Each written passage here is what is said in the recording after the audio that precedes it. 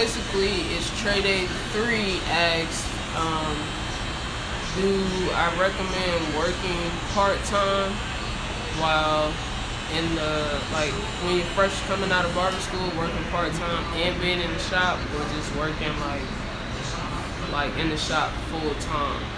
Oh, by the way, this is Reese. So He's really strong. But, yeah, so we're both gonna answer that question. You wanna start? knowledge. Okay, so, and this is just opinions, this is just based on what we went through.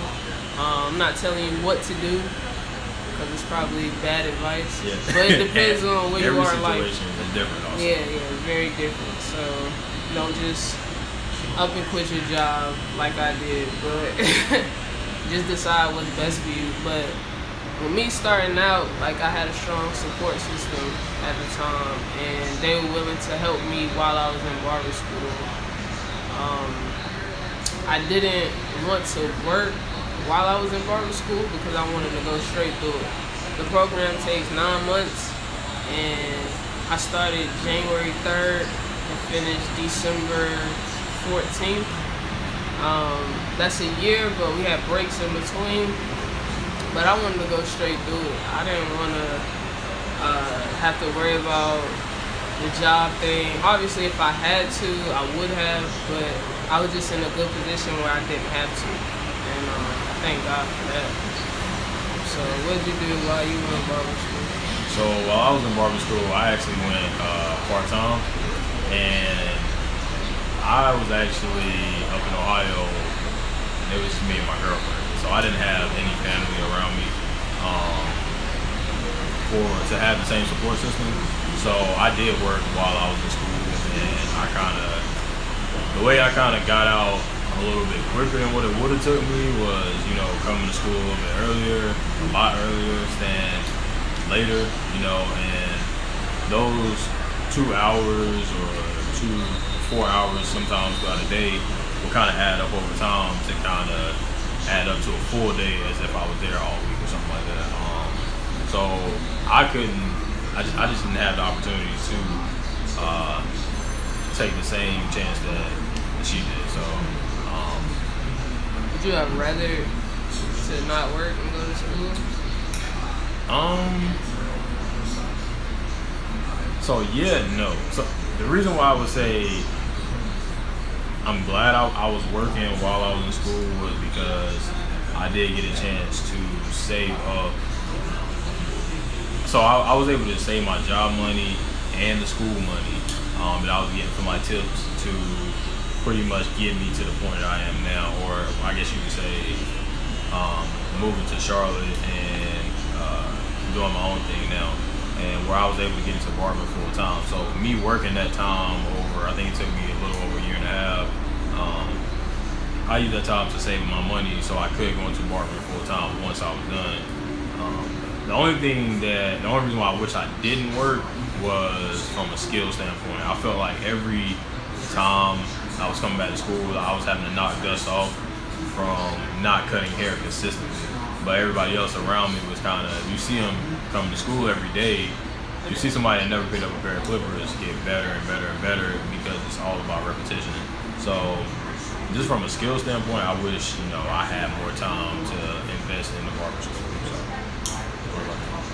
do you wish you worked? No. No. Like I said, I was blessed to have that opportunity. And then my school was super cheap, so it wasn't like I had to pay out of pocket like some people have to do. That's another. Yeah, so you got financial aid, right? No. You paid out of pocket? Part of it out of pocket. So like I had, my dad is a retired vet, so I got a little bit of assistance with that. But outside of that, like our barber school at the time was $16,500, and I paid a decent amount out of pocket. So me working helped me pay for that too. Because if I wasn't working, I wouldn't have been able to pay $16,500 out of pocket. So 16,500. Like, I'm thinking about the 16,500 things I can do with that, but I mean, it's a good investment. Absolutely. But I feel like, honestly, if I would have worked while I was in barber school, I probably wouldn't have finished. And that's just because, like, that guaranteed money every 2 weeks or every week would have got real good to me. Exactly. And I just would have been like, man, right now, I'm not making money from barbering, and I got this job where I'm making money, so it would have looked like, it would have looked like that light at the end of the tunnel. Because we were talking about the other day, like when you clock in for that 1 hour, it seems like, man, I got a long ways to go. So I'm glad that I didn't have to work while I was in barber school. Like I was put in a great position. And you can't really want like instant gratification, but that part-time is a slow grind. Because, I mean, especially once you get to that point where, like she said she was finishing the year. After my year, I was still looking at another probably 6 or 7 months.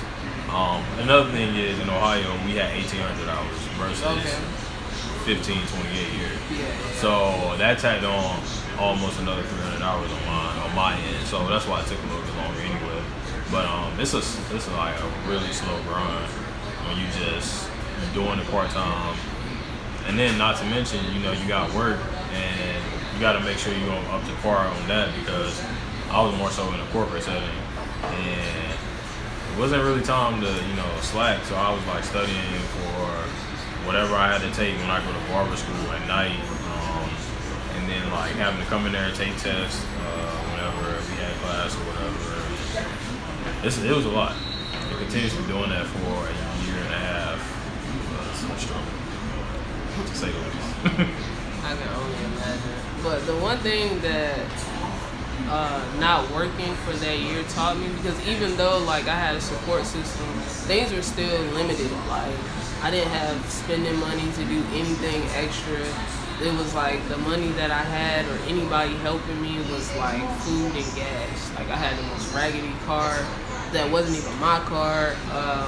So that entire year of being blessed, I was broke, taught me like getting out of school, like that rough patch you gotta go through, like building clientele.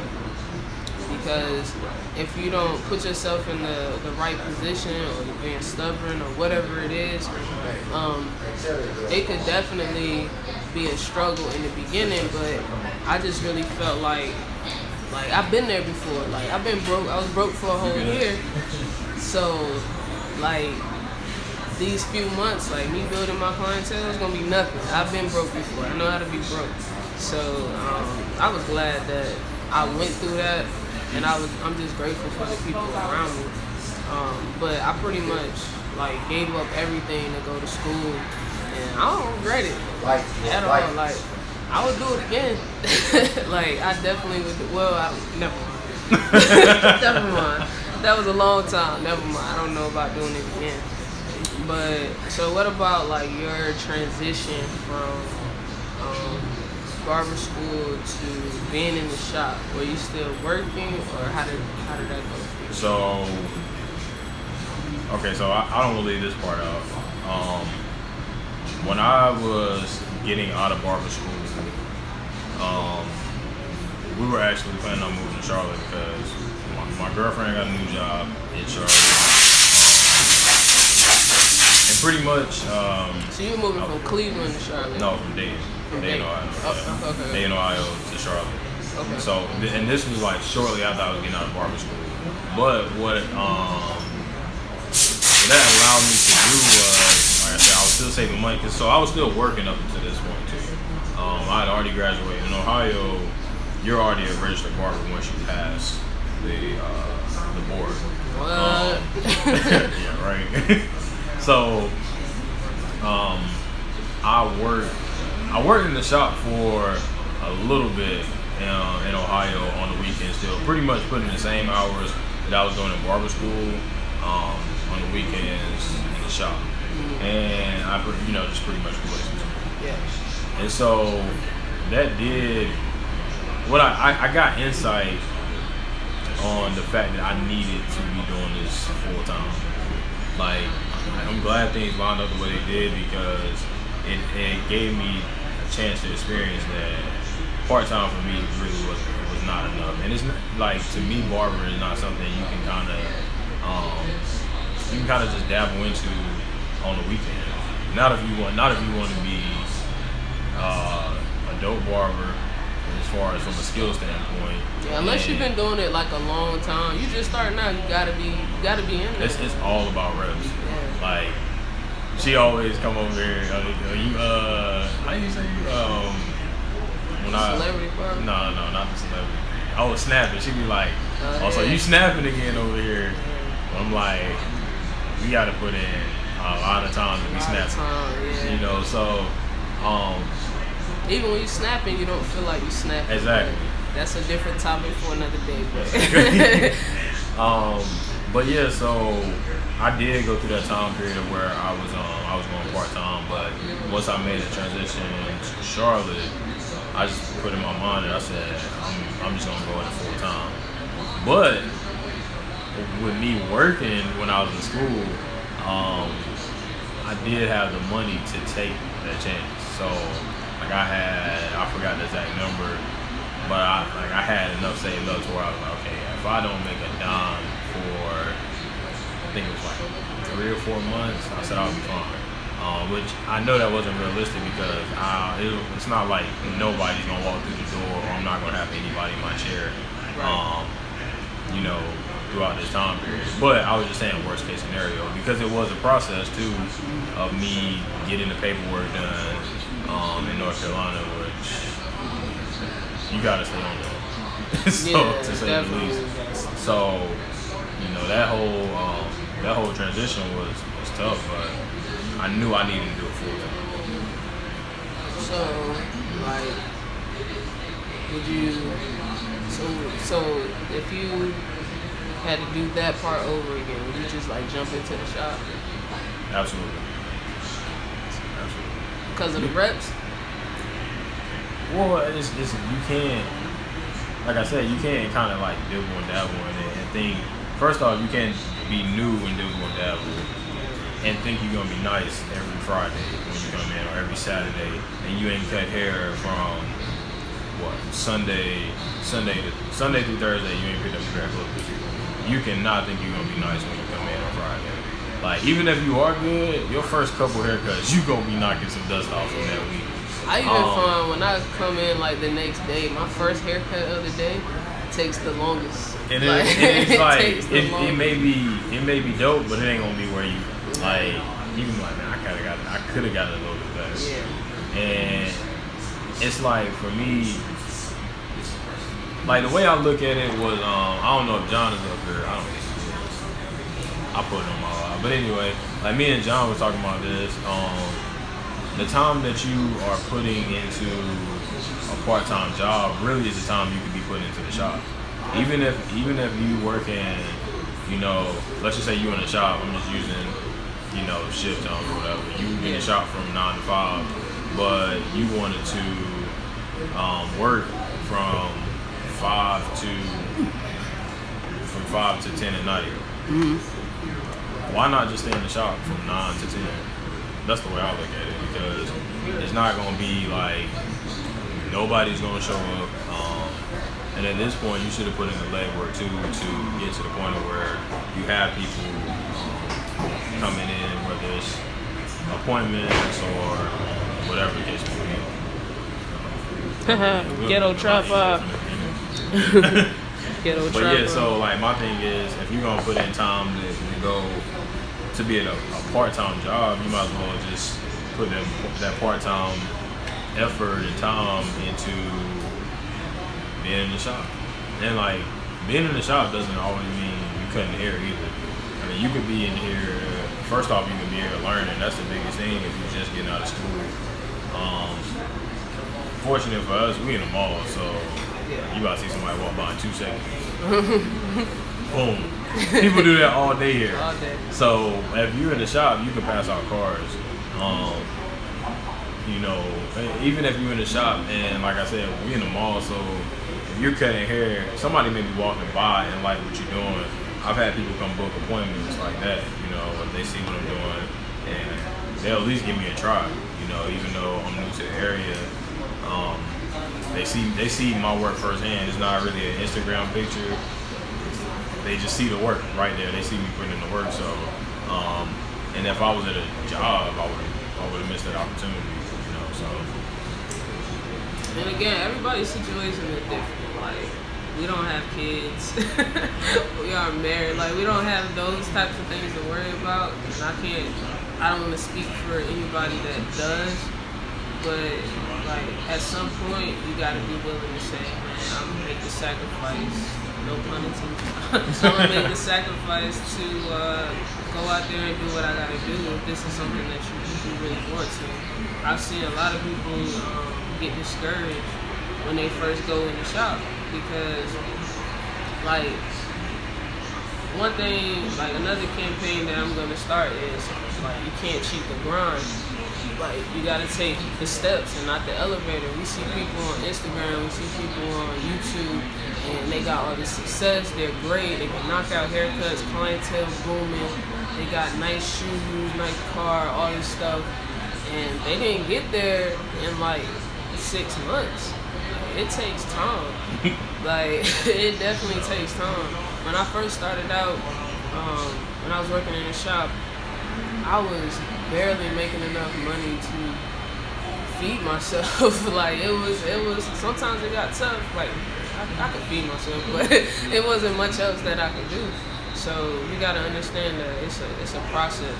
And I'm not saying, like, don't have a part-time job. You gotta do what you gotta do at the end of the day, because if the repo man come to get your car, you're not gonna be able to say, well, I'm in barber school. You know what I'm saying? You gotta take care of those things, but some of the things that you can do is eliminate some of those bills and extra things that you have because you know you're working towards something greater. I remember watching Chris Bosio like early, like when he first started doing vlogs, and he was talking about how he was in a BMW, a brand new BMW when he was doing his early vlogs, and now he drives like an old Audi. So it's like, and he's successful, you know, in our eyes, but it's just like you got to give up some of those things in order to be successful in the beginning, you know, and then you got to put yourself in the right places, you know. I don't knock any shop that I've been at before. Hey, what's going on? I don't knock any shop that I've been at before, but it was just like, at that particular time in my life, that's not where I needed to be. I live with my parents. I'm being really transparent with y'all. I live with my parents right now. So again, that's another thing, giving up bills and stuff to be able to make it. And then at some point I'll be able to, you know, definitely get out there and do what I need to do. But it's tough in the beginning, definitely. Somebody said something.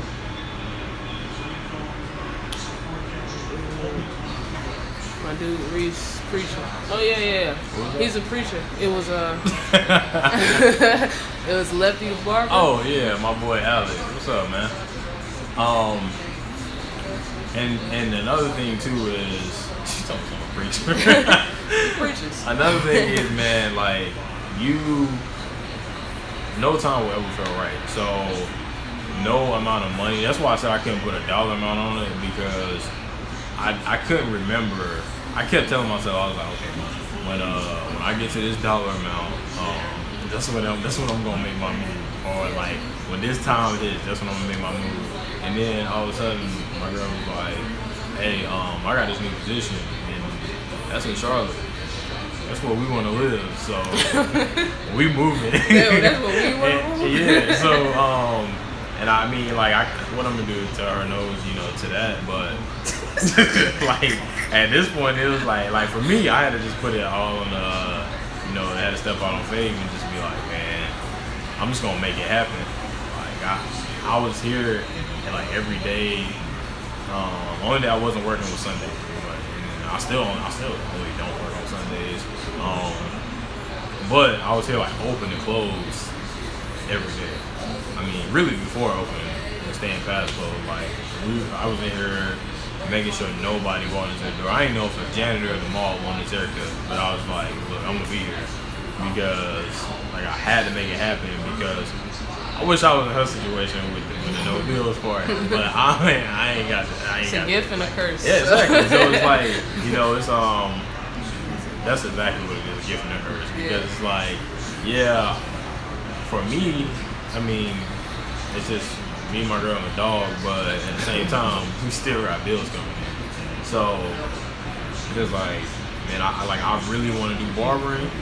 It takes a lot of time and a lot of sacrifice. Like for me, I sacrifice time that we could be spending together, but this is what I enjoy doing, and I know over time, we both gonna get to that level where it's like, not necessarily that we don't have to be in the shop, but at the same time, it's we're doing some big things, and we can make our own schedule. So really think.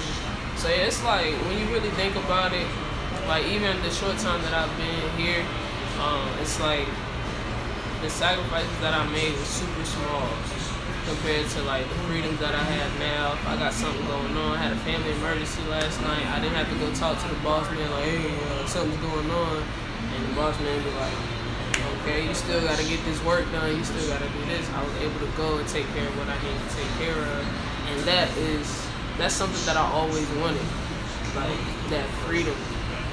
Comes with a big responsibility because you have to be in here in order to get better. But the second part to that question was, should you wait until you build clientele? When you were talking about like there's no right time. Yeah.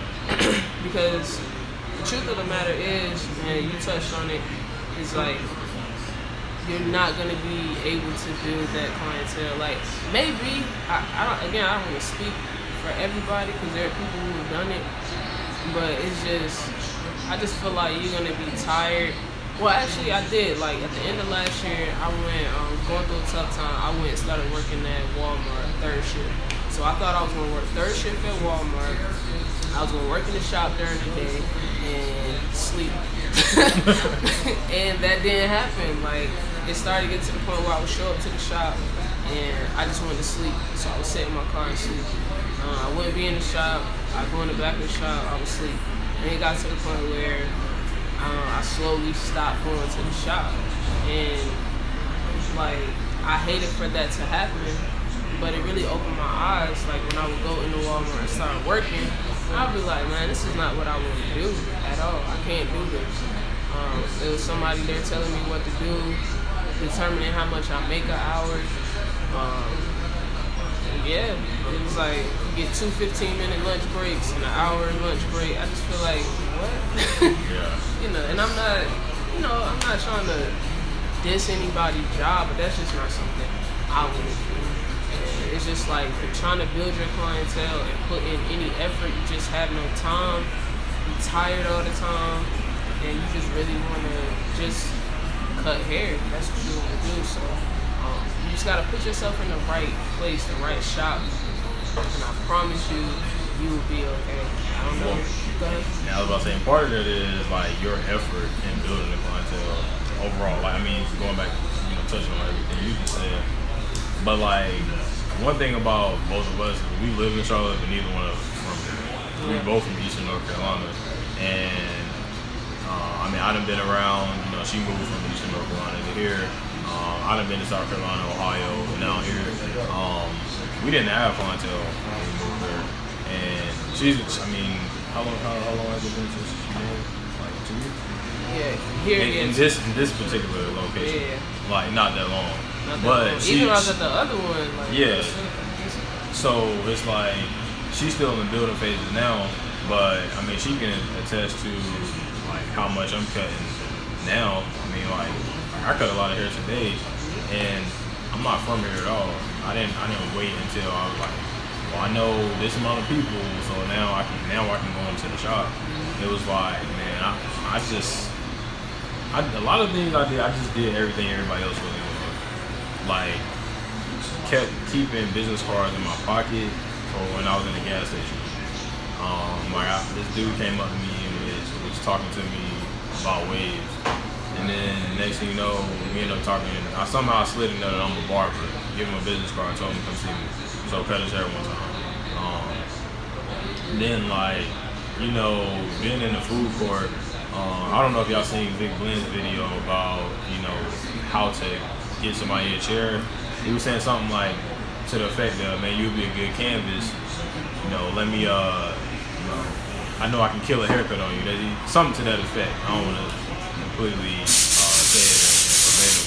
But pretty much I did the same thing. I went up to people and, you know, if somebody with a nice canvas, like, you know, just tell them I'm a barber, you know, and kind of find something that how we can connect on some type of way, make them feel at ease, and then once we get to the top of me being a barber, then I will give them a business card, you know, we set up an appointment, whatever, and just try my best to just blaze the haircut every single time. Another thing I was doing was like, if it was like an independent store, I was leaving little stacks of cards. I got a couple friends that work for, like one of my friends works for Bank of America, one of them work for Founders. You know, they've sent people. I was like, hey man, if you know of anybody that need a haircut or looking for a barber, you know, send them my way. And so I pretty much got the word out, and I wasn't shy about telling somebody I was a barber. Like, it's something you gotta be proud of too. You know, you can, if you're gonna take that risk. Some people may look down on it, but you gotta be proud to tell people that you're a barber. And sometimes, man, it's not even about the exact cut. People will love the fact that you love cutting hair. You know what I'm saying? They gonna mess with you off of that.